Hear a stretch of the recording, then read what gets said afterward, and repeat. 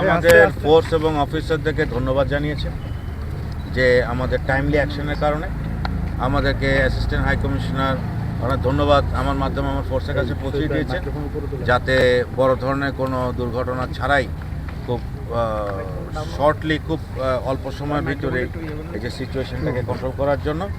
আসলে এখানে অনেক বড় একটা গ্যাদারিং আসছিল ওই এমইএস কলেজ পর্যন্ত, সেখানে প্রায় 1000 খানেক লোক ছিল।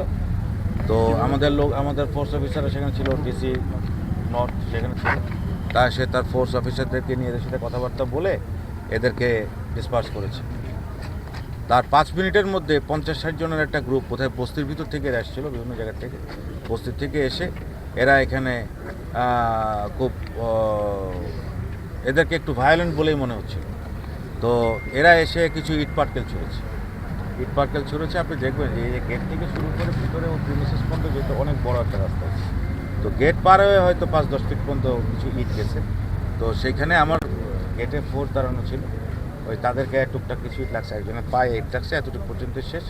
এছাড়া কোনো ড্যামেজ নেই, কোনো মেটেরিয়াল কোনো ড্যামেজ নাই। তো ওনারা আছেন, ওনাদের কোনো অসুবিধা হয়নি। আর ইট পাটকেল দু একটা যখন মারা শুরু হয়েছে তখনই আমার ফোর্স সাথে সাথে অফিসাররা ইন্টারভিন করে, স্টান গ্রেনেড এবং আপনার গ্যাস এগুলো করে সাথে সাথে ইয়েটাকে ডিসপার্স করে দেয়। এবং ঘটনাস্থল থেকে প্রায় 12 জন লোককে তারা ধরে, গ্রেপ্তার করে। এবং আমাকে যেটা বলা হয়েছে যে এই যে সেকেন্ড গ্রুপ যেটা এসে এখানে কিছু কয়েকটি ইট পাটকেল ছিল, এই যে গ্রুপটাকে মোবিলাইজ করার জন্য যেখানে যে লিডার যে ছিল অর্গানাইজার, সেও অ্যারেস্ট হয়েছে। 12 জন এখান থেকে গ্রেপ্তার হয়েছে এবং এদের বিরুদ্ধে দ্রুত বিচার আইনে মামলা রুজু করা হবে প্রক্রিয়াধীন।